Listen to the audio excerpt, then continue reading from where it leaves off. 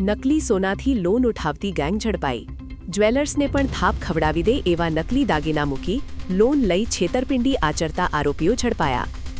અમદાવાદના વટવા વિસ્તારમાં ઝાંઝર જ્વેલર્સમાં મોટી છેતરપિંડીનો કિસ્સો સામે આવ્યો છે। પોલીસ મુજબ ફરિયાદી બાબુભાઈ દેવજીભાઈ માળી જ્વેલર્સના વ્યવસાય સાથે જોડાયેલા છે। આરોપીઓએ અસલી જેવા દેખાતા પરંતુ ભેળસેળવાળા દાગીના ગીરવે મૂકી લાખોની લોન મેળવી હોવાનો આરોપ છે। પ્રાથમિક તપાસમાં ખુલાસો થયો છે કે દાગીનામાં માત્ર 20 થી 25% જ સોનું હતું, બાકીનો ભાગ ભેળસેળવાળો હોવાનું સામે આવ્યું છે। વટવા પોલીસે 2 આરોપીઓની ધરપકડ કરી છે। આરોપીઓમાં જગદીશભાઈ તથા સંજય ઠાકોરનો સમાવેશ થાય છે। પોલીસ પૂછપરછમાં ચોંકાવનારો ખુલાસો એ થયો છે કે નકલી દાગીના માણેકચોક વિસ્તારમાંથી તૈયાર કરાતા હતા।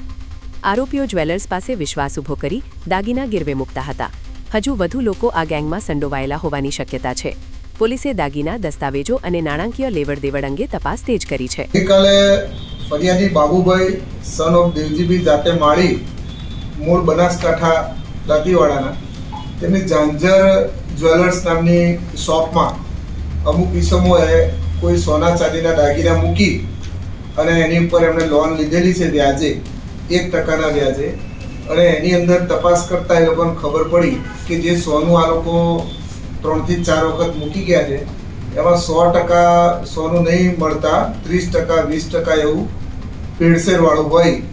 આ દાગીના ઉપર એ લોકોએ 7 લાખ રૂપિયા જેટલી રકમ મેળવી અને આ ફરિયાદી છે એનું બાબુભાઈનું છેતરપિંડી કરેલ છે।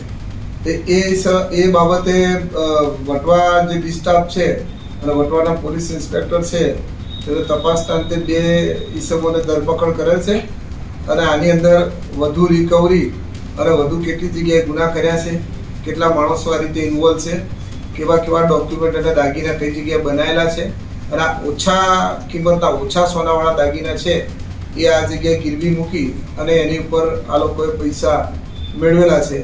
અને એક વખત પૈસા મળી જાય પછી ત્યાં ફરીથી એ લોન ભરવા જતા નથી અને દાગીના પણ છોડાવવા જતા નથી, એટલું તપાસમાં ખુલેલ છે।